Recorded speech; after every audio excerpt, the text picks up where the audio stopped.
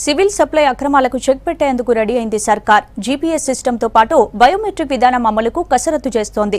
5 retired అధికారులతో vigilance కమిటీని నియమించింది. జిల్లాల్లో తనిఖీలు చేస్తున్న కమిటీ అక్రమాలకు చెక్ పెడుతోంది.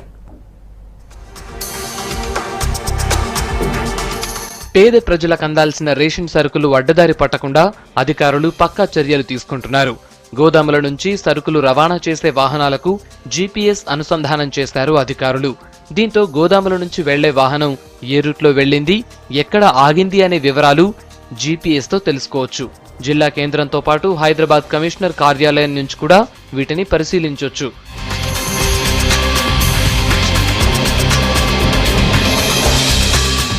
నిత్యావసర వస్తువుల పంపిణీలో అక్రమాలను అరికట్టేందుకు పౌర సరఫరాల కమిషనర్ సివి ఆనంద్ 5 రిటైర్డ్ అధికారులతో కలిసి విజిలెన్స్ బృందాన్ని నియమించారు. ఈ టీం నల్లగొండ, ఖమ్మం ఉమ్మడి జిల్లాల్లో తనిఖీలు చేస్తోంది. బోగస్ కార్డులు, లబ్ధిదారులు సరుకులు తీసుకోకపోయినా తీసుకున్నట్లు నమోదు చేసి డీలర్లు అక్రమాలకు పాల్పడుతున్నట్లు గుర్తించారు.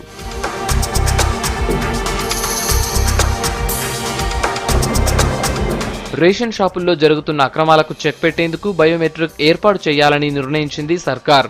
త్వరలోనే ఈ ప్రక్రియను అన్ని జిల్లాల్లో అమలు చేసేందుకు ఏర్పాట్లు చేస్తోంది. ఇది అమల్లోకి వస్తే బియ్యం, నిత్యావసర సరుకులు పక్కదారి పట్టకుండా అవకాశం ఉంది. వీటితో పాటు గోదాముల దగ్గర సీసీ కెమెరాలు ఏర్పాటు చేయనున్నారు.